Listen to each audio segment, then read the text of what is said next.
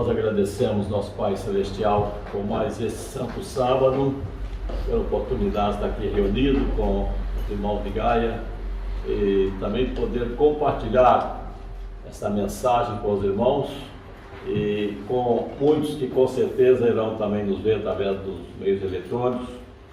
Que Deus possa fazer presente conosco através do seu Santo Espírito. Temos aqui momentos de comunhão com Ele. Nós então vamos agora aproveitar esses momentos especiais para refletir um pouco sobre a Palavra de Deus, e o tema é exatamente o que a irmã Helena acabou de cantar, que é sobre o milênio de Apocalipse. Nós vamos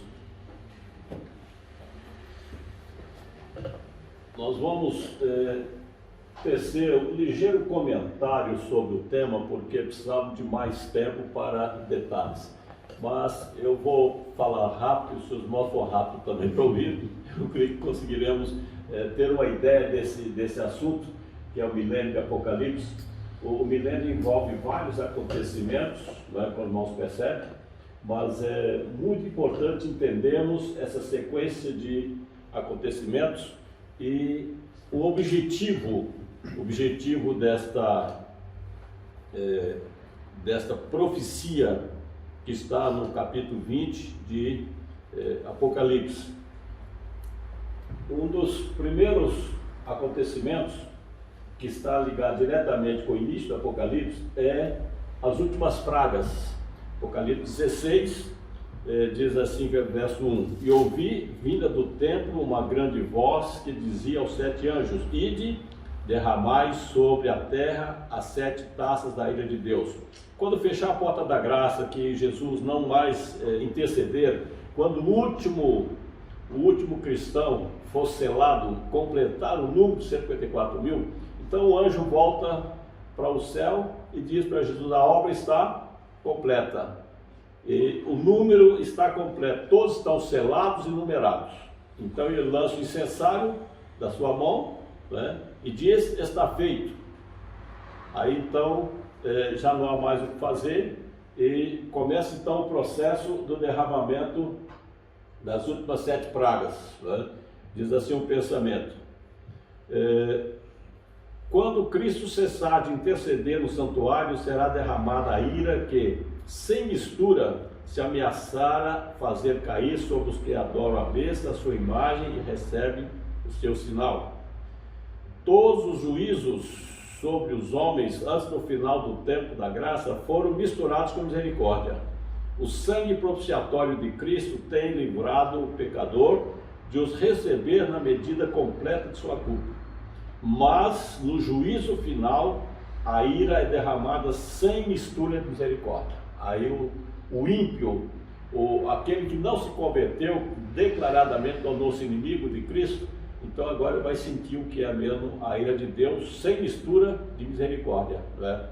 Então assim será quando for derramado as pragas. Agora, o ato seguinte, a ressurreição especial. Não lembra, não falar muito tempo, que eu falei sobre esse tema aqui, não é? A ressurreição especial, essa ressurreição, ela é direcionada especificamente para aqueles que morrem fiéis à tríplice mensagem angélica que começou a ser pregada de 1854 para cá. Não podemos confundir com a ressurreição geral dos santos. Essa é uma profecia de Daniel 12:2, que vai se cumprir. Diz assim, Daniel 12, verso 2: E muitos dos que dormem no pó da terra ressuscitarão, uns para a vida eterna e outros para vergonha e desprezo eterno. Percebe que aqui o profeta diz muitos. Se nós lemos o Evangelho de São João, capítulo 5, 28 e 29, que diz Jesus: Não vos maravilheis disso, porque vem a hora em que todos os que estão nos sepulcros ouvirão a sua voz. E os que fizeram bem ressuscitarão para a vida eterna, os que fizeram mal para a ressurreição da condenação. Essa é uma profecia que não tem nada a ver com a de Daniel 12:2, no entanto, parece que as palavras são as mesmas, né? Qual o único detalhe que distingue aqui uma da outra? Alguns e outros todos. Daniel diz muitos e Jesus diz todos. Por quê? Porque essa Daniel ocorre antes dessa. Aqui realmente são muitos. Não se sabe da parte dos 154 mil quantos já morreram e que vão morrer ainda, né? Não se sabe, mas são muitos. Respeito aqui. Agora que depois serão todos, vamos falar daqui a pouco. Então essa ressurreição especial, ela é uma providência de Deus para que os 144 mil sejam todos de pé. Quando Jesus vier, ele vai encontrar uma recepção especial, né, para ele. Porque Daniel fala dos que fizeram o bem e também dos que fizeram o mal. Aqui não é todos os ímpios. Aqui é os mais acérrimos inimigos de Deus, da sua lei, do próprio Jesus, aqueles que participaram diretamente da condenação de Cristo, os que perseguiram a igreja, que mataram, né? Não podemos confundir com a outra ressurreição. Aqui o comentário do livro histórico do Grande Conflito sobre esse evento diz assim: em meio dos céus agitados acha-se um espaço claro de glória indescritível, donde vem a voz de Deus como o som de muitas águas, dizendo: está feito. Apocalipse 16, verso 17. Essa voz abala os céus e a terra. Há um grande terremoto como nunca tinha havido desde que há homem sobre a terra. Tal foi este tão grande terremoto. Apocalipse 16, 18. Percebe? Então, na sétima praga, no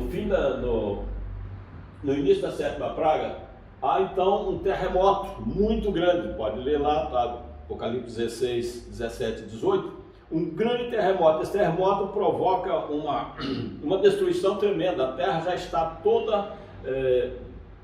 toda em comoção por causa das 6 pragas anteriores. Quando vem a sétima, então ainda vem um grande terremoto e a chuva de Saraiva, né? Chuva de pedras enormes. Mas o terremoto, o que diz? Ele abre sepulturas. Diz assim: abre-se sepulturas e muitos dos que dormem no pó da terra ressuscitarão, uns para a vida eterna, outros para a vergonha e desprezo eterno. Daniel 12, 2. Agora, quem são estes? Então aqui o Espírito de Profecia especifica bem: todos os que morreram na fé da mensagem do terceiro anjo saem do túmulo glorificados para ouvir o concerto de paz estabelecido por Deus com os que guardaram a sua lei. Especificamente aqueles que de 1854 para cá têm reconhecido a lei de Deus como sendo autêntica, como estando em vigência, e que têm sido fiel à lei de Deus e dando o contexto de toda a mensagem.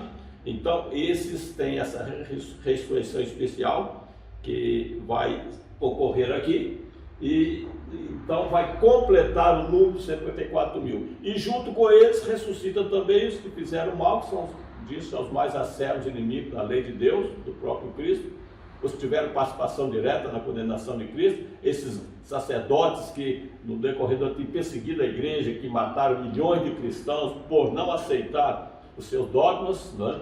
Então esses estarão de pé para ver Jesus vir em glória. Pronto, depois de então realizar essa ressurreição, aí é a volta de Jesus, que é o acontecimento seguinte: ele vem com uma multidão de anjos, ele desce à terra. Apocalipse 1, verso 7: eis que vem com as nuvens e todo olho verá, até os mesmos que o traspassaram, e todas as tribos da terra se lamentarão sobre ele. Todo olho verá. Vocês irmãos já viram falar sobre aquela teoria do rapto, que a igreja vai ser arrebatada antes da manifestação da besta, da perseguição da besta? Mas, no entanto, esses que ressuscitam são exatamente os que saem vitoriosos da besta, da sua imagem e seu sinal. Como que pode a pessoa ser vitoriosa se ele fugiu antes? É certo? Se foi tirado antes, se a igreja foi arrebatada antes. Isso é uma teoria totalmente, uma heresia tremenda, completamente contrário ao que diz a Bíblia, porque diz que quando Jesus vier, todo olho verá. Portanto, que fizeram bem, que fizeram mal, todo olho verá. Ele vem para que todos possam ver a sua vinda em glória. Não vem mais como homem humilde de dores, mas ele vem em glória. E até mesmo que traspassaram diz que vão ver, e as tribos da terra se lamentarão sobre ele, por quê? Porque não aceitaram, não se converteram e agora vão enfrentar cara a cara com Jesus vindo nas nuvens dos céus. Um comentário apenas assim: a voz de Deus é ouvida no céu, declarando o dia e a hora da vinda de Jesus e estabelecendo o concerto eterno com o seu povo. Então lá do céu Deus anuncia o dia e a hora, e todos os santos ouvem. Grande Conflito 638, todos os santos ouvem a voz de Deus, marcando o dia e a hora da vinda de Jesus. E diz: surge logo no oriente uma pequena nuvem negra, aproximadamente da metade do tamanho da mão de um homem. É a nuvem que rodeia o Salvador e que à distância parece estar envolta em trevas. O povo de Deus sabe ser esse o sinal do Filho do Homem, porque nós estamos estudando isso aqui, não é? E estudamos já ao longo de anos. Portanto, quando os salvos remidos veem lá uma nuvenzinha pequena, ainda parece escura, sabe? Aquele é o sinal de Jesus. Essa nuvem aparentemente à primeira vez parece envolta em trevas, mas quando vai aproximando da terra, não é? O povo de Deus sabe que é o sinal do Filho do Homem. Em solene silêncio fitam-na enquanto se aproxima da terra, mais e mais brilhante e gloriosa, até se tornar grande nuvem branca, mostrando na base uma glória semelhante ao fogo consumidor e encimada pelo arco-íris do concerto. Jesus na nuvem avança como poderoso vencedor. Aí será uma coisa majestosa, maravilhosa. Todo olho vai ver ele vir. Para os santos será um momento, olha que maravilha, aí vem ele, né? Para os ímpios será um momento de terror, de angústia. Olha, no fim, os crentes tinham razão. Jesus está vindo nas nuvens, está aproximando da terra. Salmos 50, versos 3 e 4. Virá o nosso Deus e não se calará. Um fogo se irá consumindo diante dele, e haverá grande tormenta ao redor dele. Chamará os céus lá do alto e a terra para julgar o seu povo. Então ele vem agora para dizer: olha, não há mais esperança, não há salvação para ninguém. Quem me aceitou, aceitou. Quem não aceitou agora vai arcar com as consequências. Ele desce então e para na certa altura, não vai tocar os seus pés nessa terra, mas a própria aproximação dele da terra já começa a causar uma destruição nos ímpios que não suportam aquela presença, aquela glória, mas não vão morrer ainda, porque eles precisam contemplar esse evento e precisam ver o que Jesus vai fazer em seguida, que é exatamente a primeira ressurreição geral. Nessa aqui, quem ressuscita? Todos os justos mortos ressuscitam. Agora é todos. Quem foi o primeiro que morreu? Abel. Foi Abel. O primeiro santo que morreu foi Abel, conhecendo bem a história. E é interessante que a lista, né, começa A, B, né, Abel, né? Então aí começa a lista pela ordem alfabética. E aí são milhões e milhões de pessoas que morreram. Desde lá, ressuscita aqui. A primeira ressurreição geral. E aí vem desde Abel, depois os seus pais e os netos e bisnetos e tataranetos, passa pelos patriarcas, os profetas, chega aos dias de Jesus, passa pelos apóstolos, pela própria Virgem Maria, que alguém se encarregou de colocar ela no céu lá faz quase 2000 anos, e no entanto ela está dormindo fora da terra, esperando o dia da ressurreição, vai ser aqui também junto. Não tem nenhum indício na Bíblia que ela teria sido levada para o céu, ou ninguém foi, a não ser alguns que a Bíblia diz, né? Como Moisés, como Elias, como Enoque, aqueles que ressuscitaram junto com Cristo, nada mais. Os que estão lá, você encontra fácil na Bíblia. A Virgem Maria, São Paulo, São Pedro, São Sebastião, uma lista enorme de santos, estudem visionistas, porque não há nenhum deles no céu. A própria Virgem Maria também vai estar aqui, os santos apóstolos e todos os santos que morreram na Inquisição, na perseguição da Igreja Católica, matou milhões de cristãos por não aceitar os dogmas da Igreja. Todos estarão aqui nessa primeira ressurreição. Portanto, será uma grande, uma vasta multidão, né, que não se pode contar. Diz assim, 1 Tessalonicenses 4,16: Porque o mesmo Senhor descerá do céu com alarido e com voz de arcanjo e com a trombeta de Deus, e os que morreram em Cristo ressuscitarão primeiro.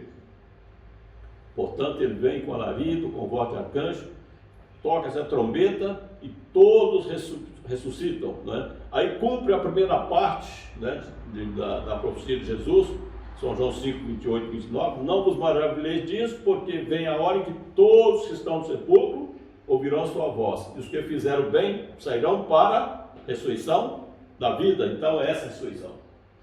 Muito embora ele fale aqui os que fizeram mal também para a condenação, mas nessa frase há um lapso de 1000 anos entre essa ressurreição e a outra que nós vamos ver. Há 1000 anos de separação entre uma classe, que é os santos, e a outra classe, que é os ímpios. Portanto, nessa primeira etapa, então ressuscita todos os santos que morreram fiéis e que aceitaram a Cristo como Salvador, não é? Diz: por entre as vacilações da terra, o clarão do relâmpago e o ribombo do trovão, a voz do Filho de Deus chama os santos que dormem. Ele olha para a sepultura dos justos e, levantando as mãos para o céu, brada: despertai, despertai, despertai, vós que dormis no pó da terra, e surgi. E aí, por todo o comprimento e largura da terra, os mortos ouvirão aquela voz, e os que ouvirem viverão. E a terra inteira ressoará com o passar do exército extraordinariamente grande de toda nação, tribo, língua e povo. Coisa fantástica, vai ser uma coisa maravilhosa. Imagina, milhões de pessoas de todos os cemitérios, as sepulturas se abrindo e rompendo, e saindo milhares e milhares de pessoas no mundo inteiro. Saindo os santos que morreram fiéis, né, ao chamado de Cristo, quando ele diz: despertai, despertai, despertai, todos que ouvem a voz saem, né, da sepultura. Diz assim: do cárcere da morte vêm eles, revestidos de glória imortal, clamando: onde está a morte, o teu aguilhão? Onde está o inferno, a tua vitória? 1 Coríntios 15, 55. E os vivos justos e os santos ressuscitados unem as vozes em prolongada, jubilosa aclamação de vitória. Aí os 144 mil que já estavam vivos, com a grande multidão, agora começam a cantar louvores de glória a Jesus, que está parado em cima das nuvens, não sabe a altura, mas ele vai parar ali, dali chama todos para a ressurreição. E agora então, ao ressuscitar os justos, eles são também transformados. 1 Coríntios 15, 52, no momento, no abrir e fechar de olhos, ante a última trombeta, porque a trombeta soará, e os mortos ressuscitarão incorruptíveis, e nós seremos transformados. O apóstolo Paulo tinha esperança de que Jesus ia vir ainda com ele em vida. Ele era um adventista autêntico, né? Ele diz que quando chegasse a essa altura, a trombeta ia soar, os mortos ressuscitarão incorruptíveis, não é? Já com um corpo incorruptível, um corpo sadio, perfeito, e nós seremos transformados. Então aqui vai ser o momento em que todos que morreram doentes, cancerosos, às vezes alguns mutilados, faltando membro, ressuscita perfeito, incorruptível. E agora já levanta para... em seguida vai ocorrer uma coisa maravilhosa, que é eles serem levados para o céu, né? Então o comentário inspirado diz assim: todos saem do túmulo com a mesma estatura que tinham quando ali entraram, todos porém surgem com a louçania e vigor de eterna mocidade. Maravilha, pessoal. Eu já estou com 71 anos, né? Minha esposa também, tem alguns irmãos aqui também, tem outros que são jovens, mas o importante, todos vão ressuscitar com a aparência e a louçania de uma saúde, né, de um jovem, de uma criança, do recém-nascido, perfeitos, perfeitos. Mas todos da mesma estatura ainda, né? O crescimento vai ser depois. Imagina quando Adão, né, Eva, né? Adão, segundo o que se pode entender da Bíblia, tinha aproximadamente quase 4 metros, né? Nós vamos ficar com um anão perto dele, né, cara? Olhar, esse aqui é Adão, nossa, aquele homem enorme, aquela mulher Eva, aquela mulher bonita, grande, e outros, né, também daquele tempo. mas depois vai haver o crescimento. Mas quando ressuscitam, já ressuscitam perfeitos com saúde, né? Os justos vivos são transformados no momento, no abrir e fechar de olhos. Aí todos ficam perfeitos. Agora o que ocorre com os ímpios que estão à volta? Apocalipse 6, 15, 17. E os reis da terra, e os grandes, os ricos, os tribunos, os poderosos, todos os servos e todo livre, se esconderam nas cavernas e nas rochas das montanhas, diziam aos montes e aos rochedos: caí sobre nós e escondei-nos do rosto daquele que está assentado sobre o trono e da ira do Cordeiro, porque é vindo o grande dia da sua ira, e quem poderá subsistir? Então agora é a morte dos ímpios, a destruição. Eles não suportam, não a destruição final, vai ser no fim do milênio, mas aqui eles são destruídos pela glória, o resplendor da presença de Deus. Eles suportam por um tempo, depois são consumidos e já não suportam mais a presença. Paulo confirma isso, escrevendo em Tessalonicenses 2, verso 8. Então será revelado o iníquo, a quem o Senhor desfará pelo assopro da sua boca e aniquilará pelo resplendor da sua vida. Aí ninguém suporta, morre completamente. São destruídos. Há vários outros textos, mas eu queria ainda lembrar de Jeremias 25, 33. E serão os mortos do Senhor naquele dia, desde uma extremidade da terra até a outra. Não serão pranteados, nem recolhidos, nem sepultados, mas serão como esterco sobre a face da terra. Coisa terrível. Aí vai ficar milhões de ímpios, vão estar por aí julgados sobre a terra, não haverá quem vai prantear, fazer enterro, nada disso. Vão ficar ali como esterco, porque eles vão se decompondo, apodrecem, ficam por aí, vão ficar sobre a terra até que chegue a altura que nós vamos ver em seguida. Uma frase inspirada diz assim: por ocasião da vinda de Cristo, os ímpios são eliminados da face de toda a terra, consumidos pelo espírito de sua boca e destruídos pelo resplendor da sua glória. Não fica, pois, nenhum ser vivo. E então os ímpios morrem completamente. E agora o outro fato seguinte é: os justos ascendem ao céu. Aí Jesus vai levá-los para o céu, todos.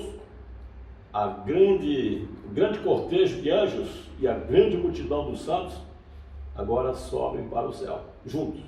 Vai ser uma viagem maravilhosa, segundo a profecia, vai ser 7 dias viajando pelo espaço, até chegar lá ao céu, porque Jesus prometeu, né? Ele prometeu que havia de levá-lo. Não foi assim que ele disse? Pouco antes dele subir ao céu, o que ele disse para os apóstolos ali? São João 14, né? Como ele diz: não se turbe o vosso coração, credes em Deus, crede também em mim. Na casa de meu pai há muitas moradas. Se não fosse assim, eu vos teria dito. Vou preparar um lugar, e se eu for e vos preparar um lugar, voltarei e vos levarei para mim mesmo, para que onde estejais vós também. Não é lindo? Todos nós devemos memorizar essa passagem, para mim dar mais linda da vida.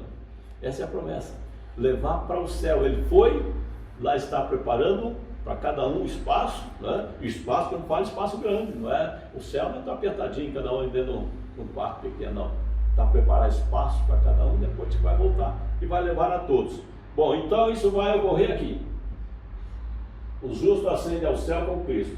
E lá acontece o que? O fato seguinte: a ceia das bodas do Cordeiro. Vai ser outra também cena maravilhosa, né? Uma mesa se assumir de vista, e ali o próprio Jesus vai estar junto com todos os remidos. Apocalipse 19, 7 a 9. Regozijemo-nos e alegremo-nos e demos-lhe glória, porque vindas são as bodas do Cordeiro, e já a sua esposa se aprontou, que é a igreja, né? Que é todos os remidos que vão junto com ele. E foi-lhe dado que se vestisse de linho fino, puro e resplandecente, porque o linho fino são a justiça dos santos. E disse-me, escreve: bem-aventurados aqueles que são chamados à ceia das bodas do Cordeiro.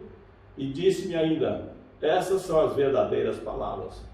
Essas bodas vai se realizar no céu, assim que chegam lá, Jesus com todo o cortejo angélico e com os remidos. Então esses eventos aqui, eles determinam o início dos 1000 anos.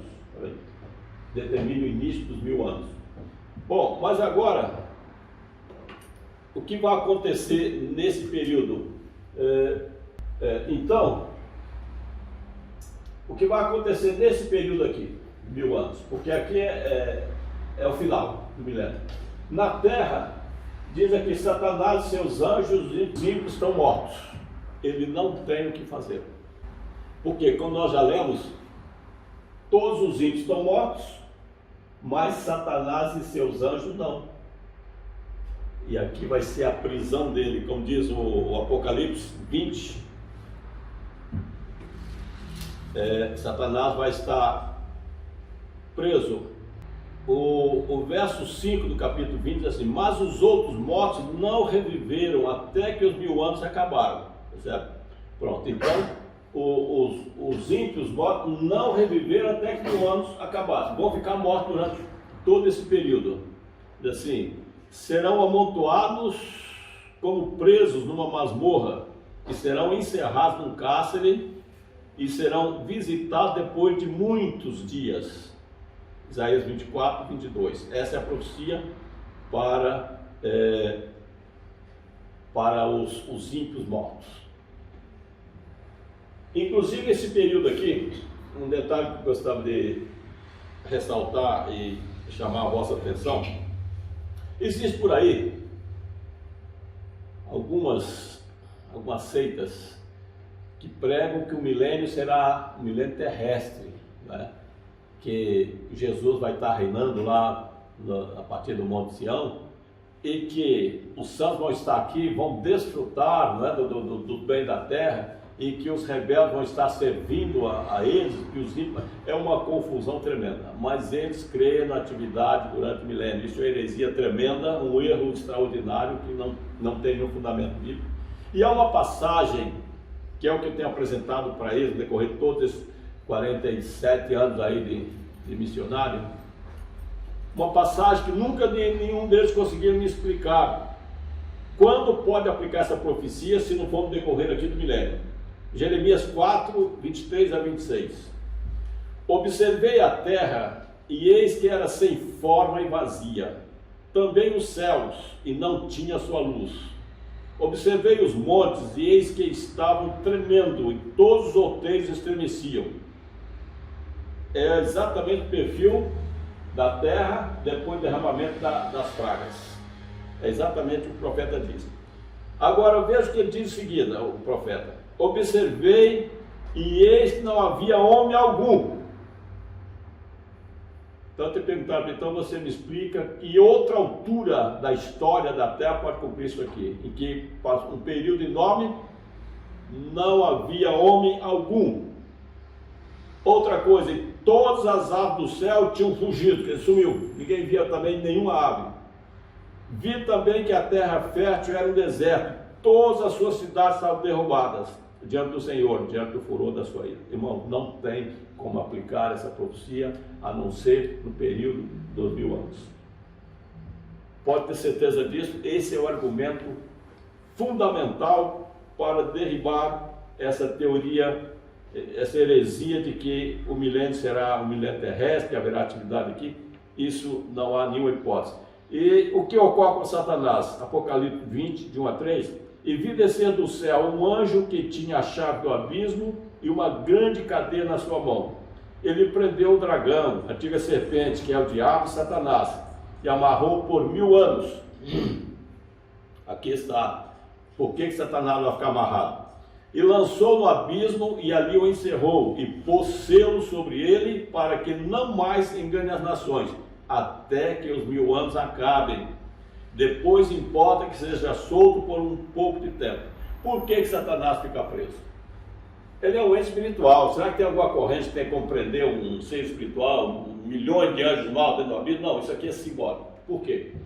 É porque eles vão estar confinados à terra e não vão poder ter atividade nenhuma. Isso não vai enganar ninguém, porque não vai ter ninguém para eles enganarem. Então não vão ficar se mordendo uns aos outros aí, se rosgando uns com os outros, durante todos 1000 anos. O anjo vem e diz: você vai ficar circunscrito aqui à terra com seus anjos, não vai sair, não vai ter atividade para lado nenhum, é aqui sua prisão, 1000 anos. Pronto, está fechado.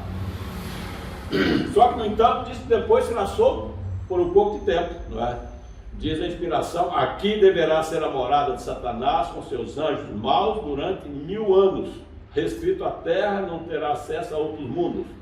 É nesse sentido que ele está amarrado. Durante 1000 anos, Satanás vagueará de um lugar para outro na terra desolada, para contemplar os resultados de sua rebelião contra a lei de Deus. Ele agora vai ter essa oportunidade. Olha, mas eu fiz mesmo muita desgraça. Olha o que causou, olha o resultado da terra por causa da minha rebelião contra Deus. Bom, então não há nenhuma atividade na terra, não tem o que fazer. Mas, e agora no céu? Durante o milênio, o que ocorre no céu? Então aí vai ser o julgamento sentenciatório dos ímpios. Apocalipse 20, verso 4. E vi tronos e assentaram sobre eles, e foi-lhes dado o poder de julgar, e viveram e reinaram com Cristo durante 1000 anos.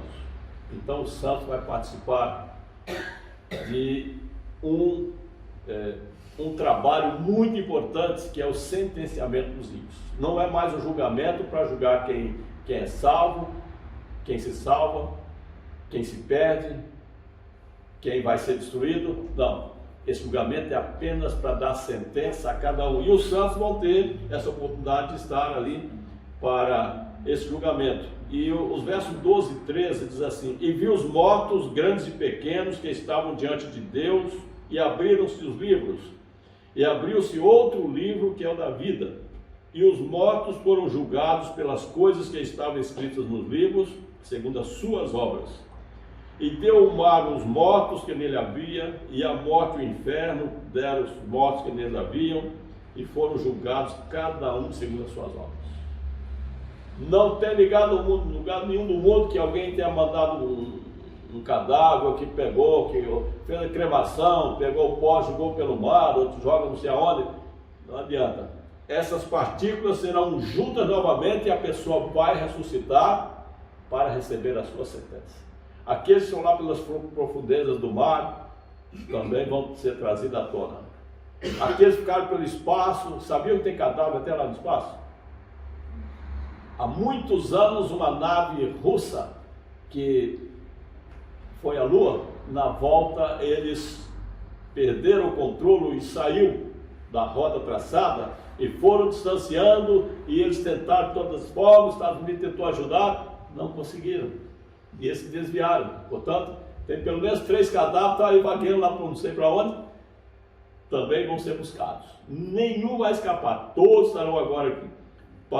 Todos os nomes receberão a sua sentença. Esse será o trabalho dos santos naquele tempo. O apóstolo Paulo, inclusive, chama a atenção da igreja: como é que vocês estão tentando aí criar problemas, fazer julgamento entre vocês? Não sabeis se vocês vão julgar os próprios anjos e os ímpios? Não sabeis vós que havemos de julgar os anjos, quanto mais as coisas pertencentes a esta vida? 1 Coríntios capítulo 6, vamos ler depois no início do capítulo, vamos ver que os remidos, inclusive, vão ter essa oportunidade de julgar os próprios anjos caídos. Judas verso 6: e aos anjos que não guardaram o seu principado, mas deixaram a sua própria habitação, reservou na escuridão e em prisões eternas até o juízo daquele grande dia. Os próprios anjos caídos estão reservados também para o julgamento. E isso será o trabalho que os santos vão fazer. Uma frase inspirada diz: então é determinada a parte que os ímpios devem sofrer, segundo suas obras, e registrada em frente ao seu nome no livro da morte. Igualmente Satanás e os anjos maus são julgados por Cristo e seu povo. Que coisa terrível vai ser. E cada um, você vai ter a oportunidade de julgar aqueles que você conheceu: vizinhos, parentes, filhos, pais, porque você conviveu, você pregou, você falou, você não aceitou, e vai lhe dar essa incumbência. Será terrível, né? Você colocar o nome dele, ela vai queimar tanto tempo, esse aqui por tanto tempo, aquele por tanto tempo. Esse será o trabalho, cada um segundo as suas obras, e será feito durante durante o milênio. É claro que, pronto, eu disse isso aqui, mas depois o profeta disse que não haverá mais lembrança do que passou, né? Imagina você pensar que você ter um filho, uma nora, um sogro, uma mãe, um pai, um vizinho, um amigo. Depois tudo será tirado da memória, será gozo e alegria, não virá mais lembrança dessas coisas. Mas esse será um trabalho em que Deus vai dar aos santos a oportunidade de fazer.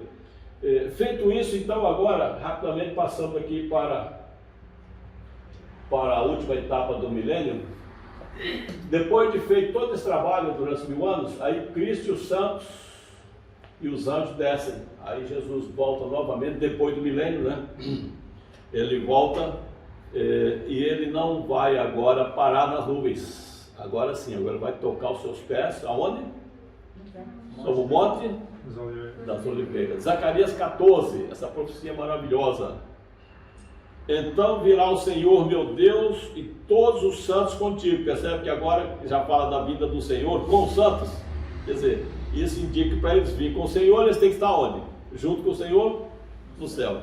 Então virá o Senhor meu Deus com todos os santos contigo, e naquele dia estarão os seus pés sobre o monte das oliveiras, que está de fronte de Jerusalém para o oriente, e o monte das oliveiras será fendido pelo meio, para o oriente e para o ocidente, e haverá um vale muito grande, e o Senhor será rei sobre toda a terra. Naquele dia, um será o Senhor, e um será o seu nome. Então Jesus desce sobre o monte das oliveiras, não é? Coloca os seus pés sobre o monte das oliveiras. De onde ele subiu ao céu, ele desce novamente. Ao tocar o seu pé sobre o monte das oliveiras, ele se fende e abre uma grande planície, muito grande, porque ali vai ter muita gente, muitos santos, a santa cidade. Ao formar essa planície enorme, então a santa cidade também desce ali, naquele lugar. Diz assim: ao fim dos 1000 anos, Cristo volta novamente à terra, grande conflito 659. É acompanhado pelo exército dos remidos e seguido por um cortejo de anjos. Cristo desce sobre o monte das oliveiras, onde depois de sua ressurreição ascendeu, e onde anjos repetiram a promessa de sua volta. De onde ele partiu para o céu, ali vai descer novamente. Então ele toca os pés, como eu disse, forma aquela planície. Agora em seguida, desce a santa cidade, Apocalipse 21, 2. E eu, João, vi a santa cidade, a nova Jerusalém, que de Deus descia do céu, adereçada como uma esposa enfeitada para o seu marido.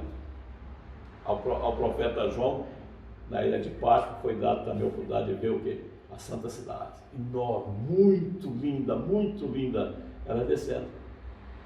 Logo em seguida, Cristo, os anjos, os remidos, aí vem a cidade. E eles estão ali um pouco ao lado, ainda no espaço. A santa cidade incrusta suas colunas ali, naquele vale enorme que foi, aquela planície enorme que foi feito a partir do momento que o monte se fendeu. Ela incrusta ali as suas colunas, e aí depois, aí os santos e o próprio Jesus entram para a cidade. Diz assim: descendo do céu a nova Jerusalém, em seu deslumbrante resplendor, repousa sobre um lugar purificado e preparado para recebê-la, e Cristo com seu povo e os anjos entram na cidade. Então ali aquela planície foi preparada para receber a santa cidade. Ela já foi purificada pelo toque de Jesus. Já não vai precisar mais da purificação depois que vai acontecer com a terra. Já foi purificada a santa cidade. Implanta ali, eles entram para dentro da santa cidade. O que ocorre quando então vê esse movimento? Aí Satanás com seus anjos, olha, no fim agora, aí está aí o santo de volta, é nossa oportunidade. Nesse sentido ele é solto. Lembra que nós lemos? Importa que depois do milênio seja solto por um pouco de tempo. Em vez de haver assim um arrependimento da parte dele, por que eu me rebelei, por que eu fiz tanta desgraça? Não, e agora começa a despertar novamente a sensação de que eu ainda vou tentar uma última cartada e conquistar isso. E quando ele está nesse pensamento, o que Cristo faz? Aí ele ressuscita os ímpios. Ele ressuscita os ímpios, que é nessa segunda ressurreição. todos os ímpios mortos ressuscitam. São milhões e milhões, que esse é como a areia do mar, é muito, muito superior à grande multidão dos remidos. Essa multidão de perdidos, que é como a areia do mar, incontável. A terra se estremece quando aí o resto da sepultura tudo se abre, e todo mundo agora, que estava na guerra, está tentando, cadê meu inimigo? O outro estava agredindo, aqui, cadê o que estava trocando tiro, cadê meu inimigo? Com o mesmo espírito de rebelião e guerra. Aqueles morreram revoltados com Deus, esses ressuscitam tal qual morreram. Com a doença, com as deficiências físicas, com tudo. Vai ser uma cena terrível, terrível. E já ressuscita com aquele espírito de ódio, de perseguição, de vontade de matar. E cadê ela que eu queria matar? Então, será terrível. E quando ressuscita esse mundo de gente, aí Satanás se empolga mais. Agora sim, agora eu tenho aí quem possa ajudar. E o que ele faz? Ele começa a regimentar os exércitos de guerra que ele conhecia bem, os homens mais terríveis da história, homens violentos, homens que mataram milhões de pessoas. Ele agora arregimenta essa gente, e essa gente arregimenta os seus seguidores, seus exércitos, e agora vão tentar o último ataque. Apocalipse 20, 7 e 13. E acabando-se os 1000 anos, Satanás será solto da sua prisão. E depois, e pode ser solto por um pouco de tempo, como nós lemos. Ao ressuscitar os ímpios, então ele vê agora a parte que ele sonhava, que seria conquistar de uma vez por todas o domínio da terra.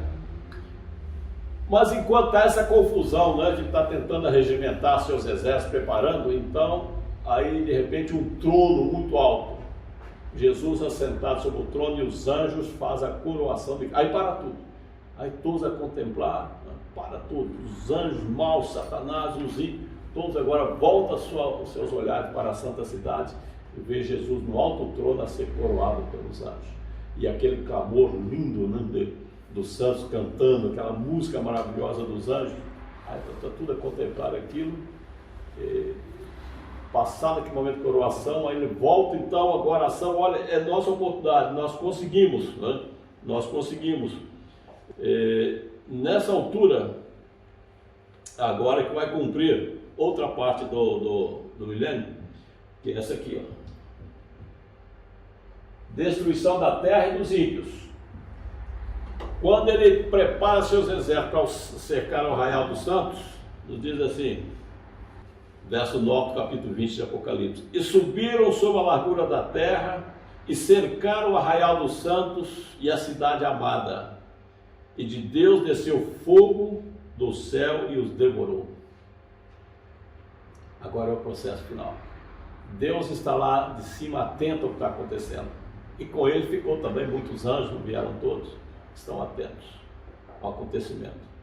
Depois, com Satanás fala que o exército enorme cerca a santa cidade, como foi o cerco de Jerusalém naquele tempo, agora com muito mais gente, muito mais ódio, muito mais poder de destruição. Quando ele dá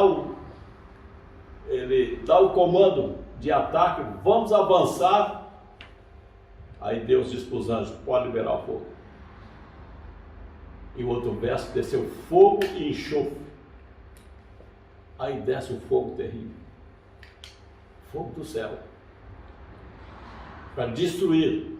E começa o processo de purificação da terra, o processo de consumir os ímpios. Tem alguns que morrem logo, porque as pessoas não foram tão mal, mas também nunca aceitou, não interessou, não quis saber de salvação, morre logo. Outros, olha, foi aqueles frouxão, olha, eu esqueci, uma vez deixa para amanhã, mais um pouco. E assim é uma escala, não é escalonada, à medida do conhecimento e da rejeição da pessoa, da sua maldade, então vão sendo consumidos. O fogo vai fazendo o seu processo de queima e destruição. Diz assim: agora Satanás se prepara para a última e grande luta pela supremacia. Mas, sendo ressuscitados os ímpios mortos e vendo ele a vasta multidão ao seu lado, revivem-lhe as esperanças e decide-se a não render-se no grande conflito. mas desceu fogo do céu e os devorou. E o diabo que os enganava foi lançado no lago de fogo e enxofre, onde estão a besta e o falso profeta, e de dia e de noite serão atormentados para todo o século. Isso aqui é uma passagem, inclusive, que dá assim, alguma argumentação para os imortalistas, que diz que as almas dos ímpios vão ser queimadas para sempre, vão ficar no inferno, que o inferno vai ser para sempre, os anos maus. Isso também é outra teoria diabólica, satânica e muito cruel. Porque quem é que crê num Deus deixa a pessoa viver aqui 60, 70, 80 anos a fazer o mal, não aceitou a salvação, não quis nada com Deus, morreu condenado, mas depois vai ficar queimado milhares e milhares de anos? Vamos crer num Deus assim? Eu não creio. Eu acho que esse Deus que nós servimos não é esse Deus cruel, vingativo, que vai ter prazer em ficar queimando, passa 1000 anos, passa 1 milhão de anos, queimando, não. Quando diz aqui, serão atormentados para todo o século, por quê? Porque enquanto houver matéria para queimar, vai se queimar, e vão ficar atormentados ali, desesperados. Satanás e seus anjos serão os últimos a ser queimados, passarão por um tormento terrível, mas vão queimando até que chegou o prazo determinado por Deus, então cessou de queimar, não vai ficar atormentado para todo sempre, porque seria um gesto de vingança terrível de Deus. O que nós podemos entender que o último ato de misericórdia de Deus para com o ímpio será o quê? Consumi-lo. Ele nunca aceitou, né? Não quis ter o privilégio de ter uma vida eterna, também não vou deixá-lo queimar para sempre, porque que prazer Deus teria nisso? O profeta diz que ele não tem prazer na morte do ímpio. Ezequiel diz que Deus não tem prazer na morte do ímpio. Imagina ainda mais deixá-lo ele queimar. Não. Então o último ato de misericórdia de Deus para com a humanidade que não aceitou a salvação é consumi-la totalmente. Vamos destruir, não existe mais. E assim acaba completamente. Nos diz assim: de Deus desce fogo do céu, a terra se fende, são retiradas as almas escondidas em sua profundeza, chamas devoradoras irrompem cada um do abismo iante. A superfície da terra parece uma massa fundida, um vasto e fervente lago de fogo. Então o que vai acontecer? Esse processo de fogo, ao aquecer a superfície da terra, vai aquecendo, atrai o fogo que existe no centro da terra. E toda a gente sabe, né? Não é segredo para ninguém, que o centro da terra existe fogo, inclusive muita coisa que foi sepultada no tempo de dilúvio está ali ainda em ebulição. Então esse calor que desce do céu vai aquecendo a superfície da terra, esse calor vai penetrando, atrai o calor do centro da terra, e aí ele externa e diz que a terra vai ficar como um lago fervente. Só que aquele espaço onde Cristo tocou seus pés, que formou a grande planície, a Santa Cidade, vai cair sobre esse lago fervente, não vai alcançar calor nenhum do sofrimento, os santos apenas vão ver a obra de Deus ser concluída. Depois de tudo concluído, porque é o que Deus vai fazer, inclusive o Salmo 11, verso 6, sobre os ímpios fará chover laços, fogo, enxofre e vento tempestuoso, isso será a porção do seu corpo. Então primeiro é o fogo, vem enxofre juntos, que é altamente sufocante, e vento impetuoso. Então, irmãos, como foi depois do dilúvio, como é que Deus fez cessar o dilúvio e consumir com tudo que está sobre a terra? Foi um vento fortíssimo, que veio, esse vento veio enterrando os cadáveres de animais, de pessoas, de aves, de tudo que morreu. Esse vento veio passando, enterrando tudo, árvores, tudo que completamente, a terra ficou limpa, completamente vazia. Assim vai ser o mesmo processo que Deus vai usar. Aí um vento tempestuoso, como diz o profeta, passa, cessa aquele fogo, a terra está completamente plana e limpa como estava no início. Tudo é derretido, as montanhas, os abismos são cobertos com a terra que vem das montanhas, a terra volta ao seu estado natural, completamente vazia. Aí cessou todo o processo de queima, acabou-se. Deus passou para esse vento, tudo se acalma, E agora então chega a última etapa, que é a terra renovada. Depois de tudo destruído, aí Deus vai renovar a terra, recriar, né, a terra. Ela vai ser repovoada pelos remidos, que agora, depois de tudo calmo, a terra recomposta, aí eles saem de dentro da cidade e vão viver na nova terra aqui, com espaço suficiente, né, com conforto, com a segurança. Não vai haver mais morte, não vai haver mais perseguição, não vai haver mais diferença social, não vai haver mais Covid-19, não vai haver porcaria nenhuma mais para atormentar. Será paz, alegria, sossego. E só para já completando, para que não fique nenhuma dúvida, porque merece estar dizer isso, então Malaquias capítulo 4, ele diz: porque eis que aquele dia vem ardendo como fornalha, e todos os soberbos e todos que cometem impiedade serão como palha, e o dia que está para vir os abrasará, diz o Senhor dos Exércitos, de sorte que não deixará nem raiz, nem ramo, todos serão consumidos. E o verso 3 diz: farão cinza debaixo dos vossos pés. Para mim esse verso, quando eu vi isso aqui, ó, fechou. Além de dizer que será como palha, né, consumido pelo fogo. O que é um fogo, uma palha? Pode ser um palheiro do tamanho que for. Meteu fogo, aquilo faz uma festa tremenda, mas é por pouco tempo. Diz que os ímpios serão como palha, serão consumidos, serão abrasados, não ficará nem raiz nem ramo. Satanás a raiz e todos os ímpios os seus ramos, não ficará nada. E depois o verso 13: tornarão cinza debaixo dos vossos pés. Pode ter um montante de cinza. Você mete fogo ali, vai pegar fogo em cinza? É cinza, acabou.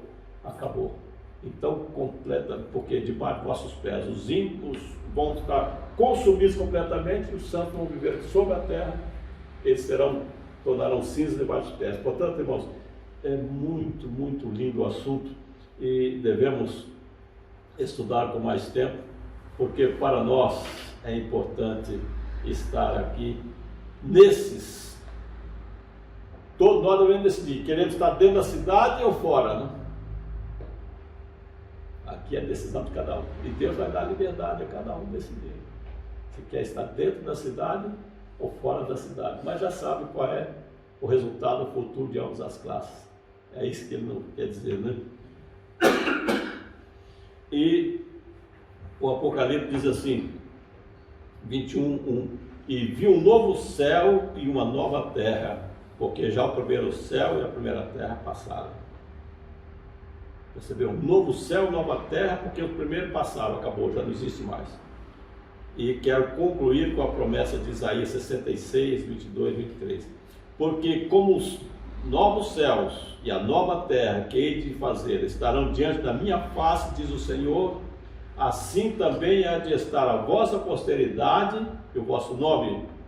E será que desde uma lua nova até a outra, e desde um sábado até a outro, virá toda a carne adorar perante mim, diz o Senhor.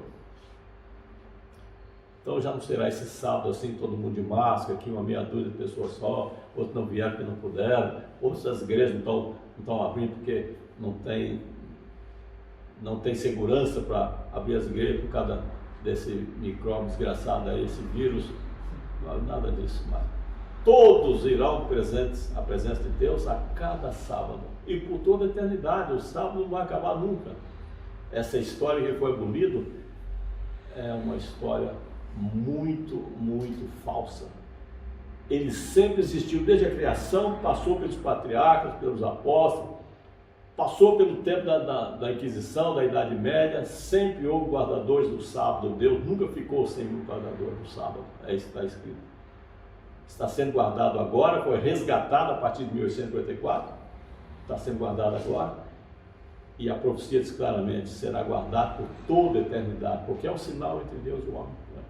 Então, meus queridos, Deus ajude a despertar a nossa atenção para essas profecias e possamos atentar à pergunta de Pedro, que diz: havendo, pois, de perecer todas essas coisas, que pessoas vos convém ser em santo trato e piedade. Que pessoa vos convém ser em santo trato e piedade? É cada um de nós, aguardando e apressando para a vinda do dia de Deus, em que os céus em fogo se desfarão e os elementos ardentes se fundirão.